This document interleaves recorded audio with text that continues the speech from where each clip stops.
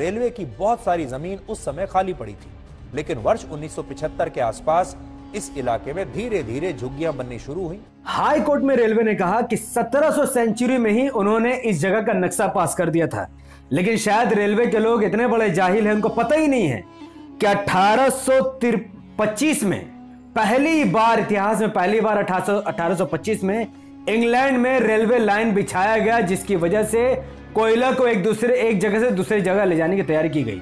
तो दुनिया में जब पहली बार 1825 में इंग्लैंड में रेलवे लाइन बनाया गया, तो फिर 1700 सेंचुरी में रेलवे ने कैसे उत्तराखंड के हल्द्वानी में अपना नक्शा पारित कर दिया।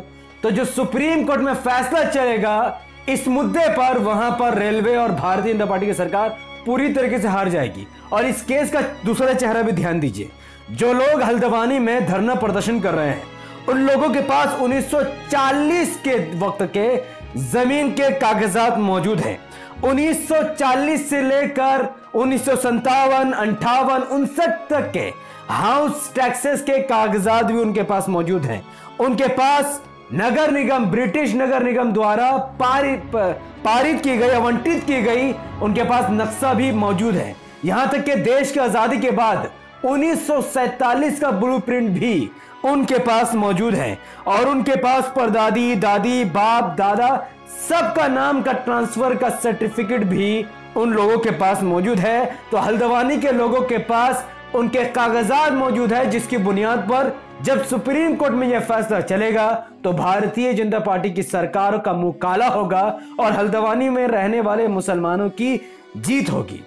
भारतीय जनता पार्टी ने 2019 के लोकसभा इलेक्शन में 1731 इलीगल कॉलोनीज को लीगलाइज कर दिया और वहां पर उनकी बस्ती को बिल्कुल भी नहीं उजाड़ा गया, जिस मुद्दे को असदुद्दीन ओवैसी साहब ने उठाया और बड़ी मात्रा में प्रेस कॉन्फ्रेंस करके बताया कि उत्तराखंड के हल्द्वानी में मुसलमानों को बिल्कुल भी बेघर नहीं किया जा सकता है, क्योंकि खुद भारतीय जनता पार्टी ने इलीगल प्रॉपर्टी को लीगल करने का नारा दिया था,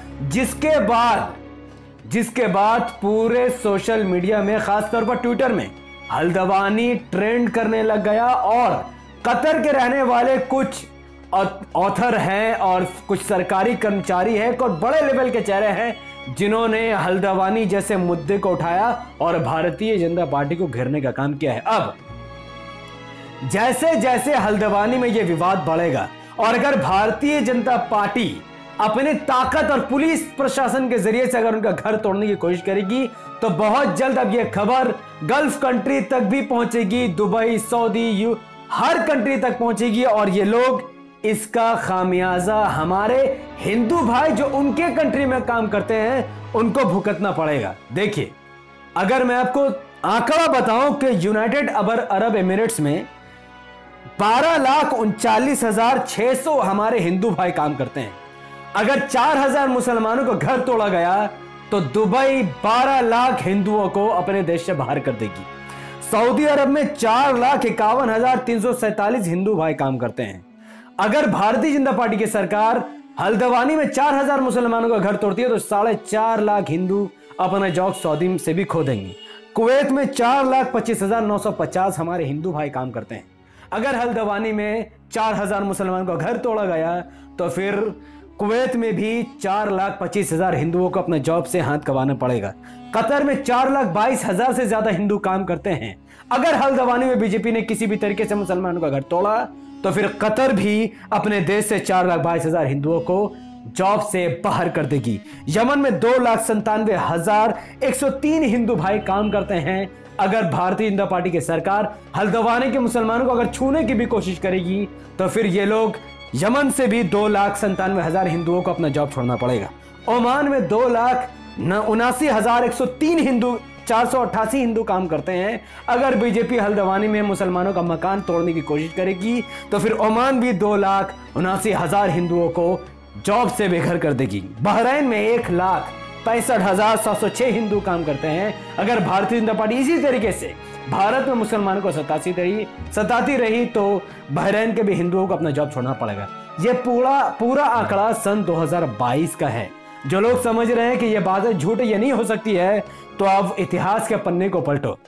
इसी साल 2022 में 2022 में ही सुन्नी लीडरों में गल्फ में रहने वाले मुसलमानों ने हिंदुओं को धमकी दी है उनके जॉब से खत्म करने की, और पहले भी कई हिंदुओं को उनके जॉब से निकाला गया, क्योंकि भारत में जब दिल्ली में दंगा हुआ था तब।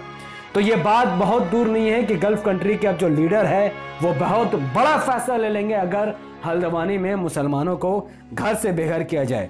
तो फिर हल्द्वानी के मुसलमानों, तुम्हें इन गिदड़ भपके से डरने की जरूरत नहीं है, इन पुलिस ऑफिसर से डरने की जरूरत नहीं है, पुलिस के बंदूक से निकलने वाली गोलियों से डरने की जरूरत नहीं है। क्योंकि हमारे दरमियान अल्लाह के रहमो करम से असदुद्दीन ओवैसी साहब जैसा लीडर, जैसा रहनुमा और मसीहा मौजूद है। अगर आपको इनकी ताकत का अंदाजा नहीं है तो फिर हमको जैन समाज से सबक लेने की जरूरत है। जैन समाज के लोग असदुद्दीन ओवैसी साहब के पास दारुस्सलाम में ओवैसी साहब से खास मुलाकात करने पहुंचे थे, क्योंकि झारखंड में जैन तीर्थ स्थल को पर्यटन स्थल बनाने की कोशिश की गई सरकार द्वारा, जिसके लिए असदुद्दीन ओवैसी साहब ने विरोध किया है। और इस विरोध करने के बाद जैन समाज के लोग उनका शुक्रिया अदा करने दारुस्सलाम पहुंच गए। तो ओवैसी साहब की ताकत जैन समाज के लोग जानते हैं, तो फिर आप क्यों नहीं समझोगे? तो आपके घर में बिल्कुल भी बुलडोजर नहीं चलेगा, क्योंकि ओवैसी साहब हल्द्वानी के मुद्दे को बहुत करीब से देख रहे हैं। और जब सुप्रीम कोर्ट में यह मुद्दा उछलेगा, सुप्रीम कोर्ट में जब सुनवाई होगी, तो जब इन लोगों के कागजात, मुसलमानों के घरों के 1940 के कागजात जब सुप्रीम कोर्ट देखेगी, और जब रेलवे का झूठा प्रोपेगेंडा, क्योंकि 1700 ईस्वी में कोई प्लेटफॉर्म नहीं था भाई, 1845 में पहली बार प्लेटफॉर्म को बनाया गया, वो भी इंग्लैंड में। तो जब ये सब सुप्रीम कोर्ट देखेगी 1825 में जो बनाया गया, तो सुप्रीम कोर्ट ये फैसला, ये पूरा अधिकार हल्द्वानी के मुसलमानों के हक में फैसला सुनाएगी और भारतीय जनता पार्टी का मुकाला हो जाएगा। और अगर खुदा न खास्ता केस आपके खिलाफ भी आता है, तो फिर दुनिया के मुस्लिम लीडर बहुत बड़ा कदम उठाएंगे, जिसके बाद भारतीय जनता पार्टी की सरकार को पीछे हटना होगा। तो ये बहुत राहत वाली खबर मैंने उत्तराखंड के हल्द्वानी मुसलमानों के लिए बनाई है। अगर आप सब इस वीडियो को भारत के किसी भी कोने से देख रहे हैं, तो मैं आपसे गुजारिश करूंगा कि इस वीडियो को इतना शेयर कीजिए, इतना फैलाइए कि ये वीडियो हल्द्वानी के मुसलमानों तक पहुंच जाए। यूट्यूब का एल्गोरिथम कहता है कि जब किसी वीडियो पर लोग लाइक करते हैं, उसके लिंक को व्हाट्सएप, फेसबुक, इंस्टाग्राम जैसे सोशल मीडिया के प्लेटफॉर्म पर शेयर करते हैं और धड़ाधड़ कमेंट पर अपनी बातों को रखते हैं, यूट्यूब ऐसे वीडियो को लाखों लोगों तक पहुंचा देता है। तो इस वीडियो को लाइक कीजिए, इसके लिंक को व्हाट्सएप, फेसबुक, इंस्टाग्राम जैसे सोशल मीडिया के प्लेटफॉर्म पर शेयर कीजिए। अपनी बातों को कमेंट पर रखें कि क्या आप हल्द्वानी के मुसलमानों के साथ हैं। क्या रेलवे जिस तरीके से झूठ बोल रही है, सुप्रीम कोर्ट का फैसला रेलवे के हित में होगा या फिर हल्द्वानी के मुसलमानों के हित में होगा? अपनी बात कमेंट पर जरूर रखिएगा। और भारतीय जनता पार्टी जैसे दोगली पार्टी के बारे में जो भी आप बात करना चाहे, कमेंट पर खुलकर रखिए, कोई आपको कमेंट करने से नहीं रोक सकता है। तो जितना हो सकता है उतना ज्यादा कमेंट कीजिए।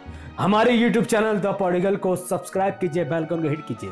अगर आप सब इस वीडियो को हमारे फेसबुक चैनल द पॉडिगल न्यूज पर देख रहे थे, तो इसे लाइक और फॉलो कीजिए, 5 बड़े ग्रुप में शेयर कीजिए। मुझे अपनी दुआ में रखें। बहुत बहुत शुक्रिया। अस्सलाम वालेकुम रहमतुल्लाहि व बरकात। अल्लाह की सलामत रहमत बरकात और तमाम भाइयों और बहनों पर हो। मैं अल्लाह हबीब।